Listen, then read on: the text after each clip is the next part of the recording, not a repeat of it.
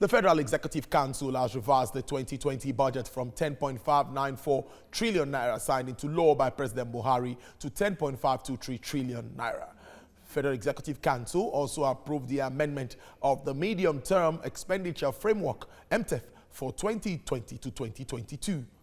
The budget caught especially the review of the oil benchmark to $25 per barrel drew the attention of experts who advised the federal government to immediately diversify the economy with money realized from the sales of the product to stop depending on oil.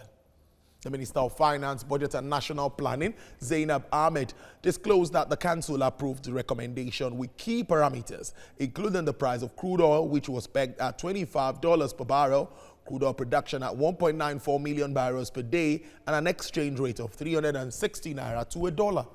She says the revised budget has a difference of 71.5 billion naira when compared to the approved budget. The Council has approved our recommendation, and the approval has these key parameters. The crude oil price is approved at $25 per barrel.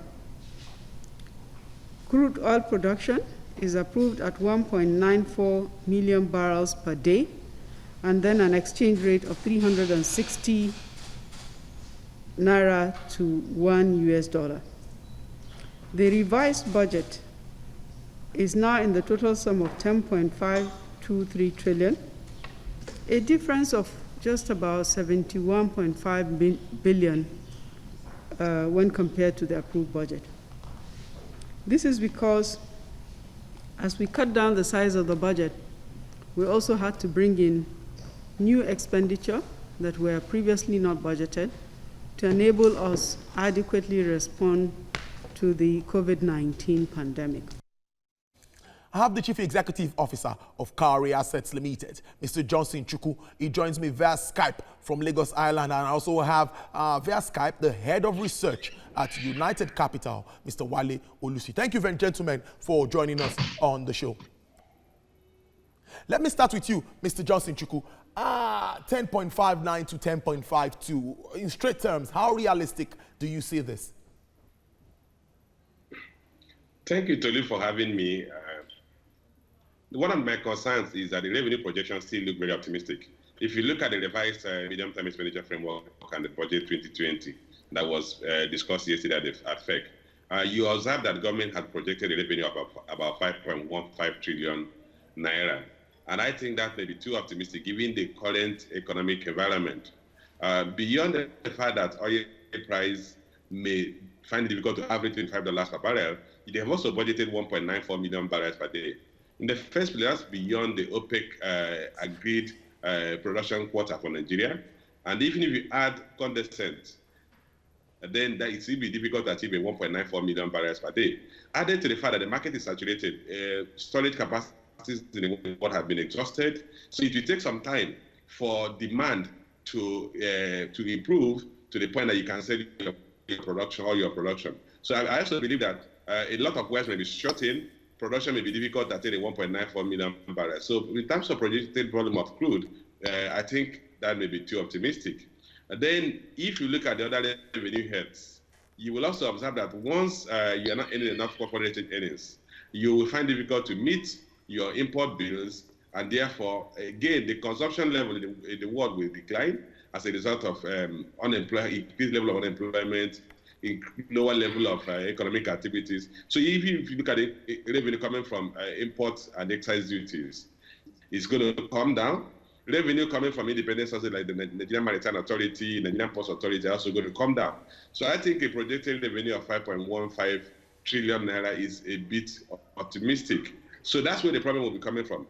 And the budgeted borrowing plan of about 5.36 trillion naira, already government has actually, in principle, itemized way to raise about 2.45 trillion naira a day. I mean, from the $6.9 billion to 3.4 billion coming from IMF, 2.5 billion from the World Bank, and 1 billion from Afrexim. Of course, there's also a plan to borrow from Islamic Development Bank. I don't know the amount they plan to borrow from there, but in terms of borrowing, you still, even if you take the $6.9 billion has given, you still have to raise under 1.5 trillion naira because they already gotten approval by local borrowing plan of $850 billion. So where will you get the other 1.5 trillion naira borrowing? Will it be from Islamic Bank, a development bank, or other sources? So I think some level of optimism in the budgetary revenue projections and in the borrowing plan. Indeed. Wale, I like your reactions to this too. Does it really look like a tall order? Because we are looking at all of the fundamentals and they are not looking very good. I think I agree with Mr. Chukwu. It's absolutely an optimistic budget because the way I look at it is, in the years where we don't have this sort of pandemic or this sort of crash in oil prices, Nigeria has always found it very, very difficult to execute its budget 100%. And that's because apart from falling oil prices, we've always been struggling with issues around vandalism and all sorts of other problems that always, result in a shortfall in oil revenue. Now, if you bring the realities of 2020 into the equation and you put things in context, I mean, you're going to struggle with how government is going to fund, the over 5 trillion parts, that is going to come from both oil and non-oil revenue. Now, the borrowing aside, just like you said, VAT and all other form of tax revenue, they are going to be depressed in a year that everybody is looking at recession right in the face. So I think it's a tall order. I think the budget is considerably optimistic. I mean, I'm wondering where the money will come from. Even if OPEC cuts prices, supply, prices are unlikely to rise significantly above 30. So at 25, well, maybe, it might average that, but the volumes that we will be able to sell is also going to be a problem. And then who says there's not going to be one shut down or shut in any of the production plants in Nigeria? So I think it's optimistic, to be honest. Well, Mr. Johnson, the issue about borrowing comes in here now because we know that we cannot run this budget one way or the other without borrowing. Now, domesticating borrowing was also touched on. Do you see that? Do you see us making a headway where if we domesticate borrowing at this time?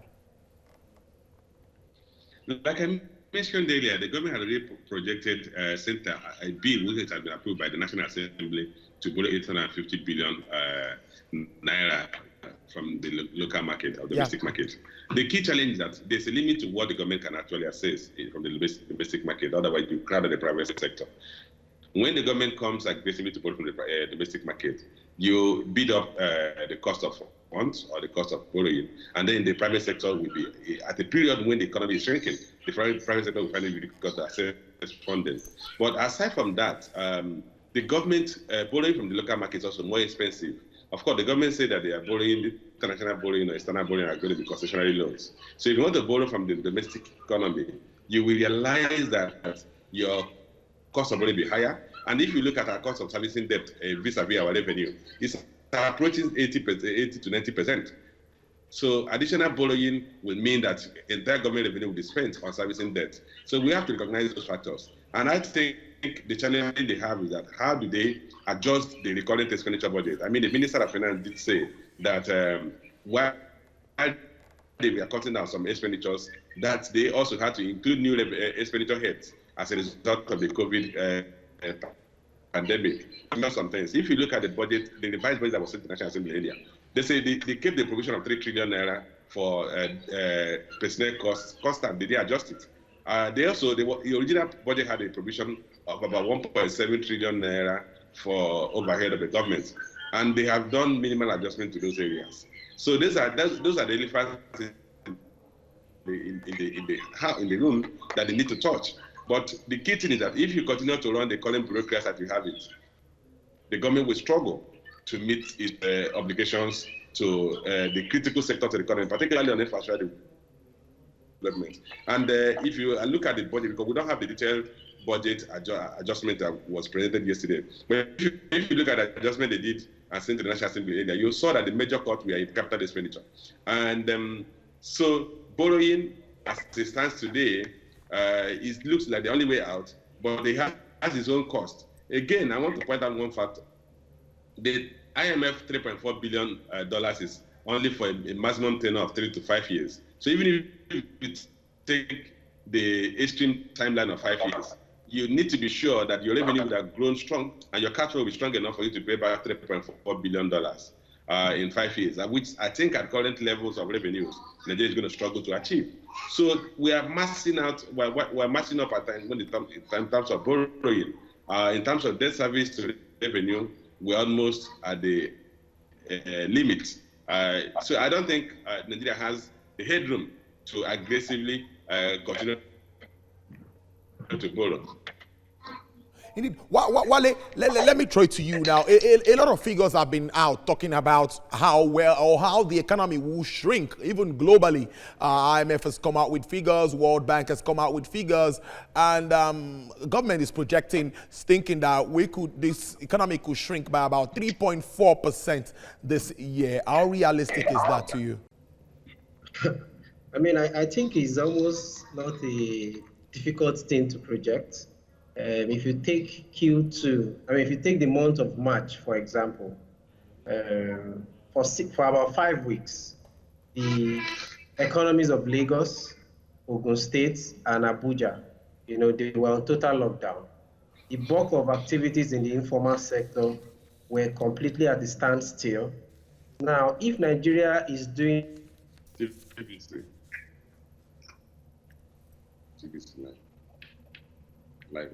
impact of March alone, that's going to be huge on the economy. So maybe 3-point-something% is even conservative. Maybe we'll be doing 4% if care is not taken with the level at which we are going. I think the more important conversation that people are having now is that what is the recovery going to be like? Is the recovery going to be a V-shape, which will be, will tank in Q2 2020 and then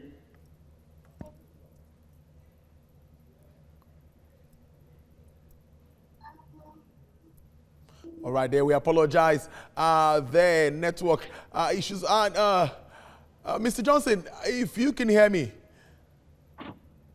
Yes, I can hear you. Yeah, clear, loud and clear. I was taking it from where Wale stopped. There, talking about what kind of recovery are we looking at, like he said, so that we move away from the negative, which we know is already obvious. That's talking about the decline of 3.4%, which he says might even be more than that.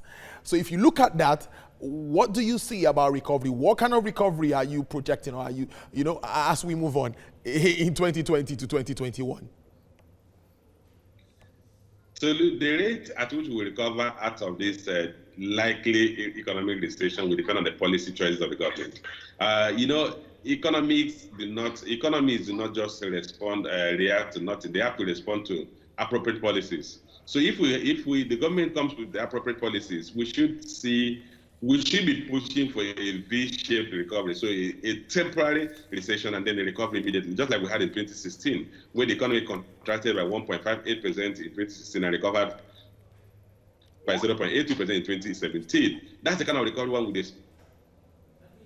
expect, or even faster recovery. But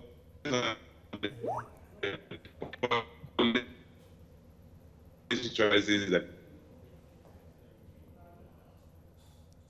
okay, there we apologize for the challenges there. Technological issues. Thank you very much, Mr. Johnson Chukwu, who is the Chief Executive Officer of Cowrie Assets Limited and also Head of Research at United Capital there, Wale Olusi. Thank you for your time on the show. At least the message was passed out, talking about what we should expect, the kind of recovery, and what we face at this time, a tall order, looking at these figures. Well, let's see how it all plays out for Africa's most populous nation.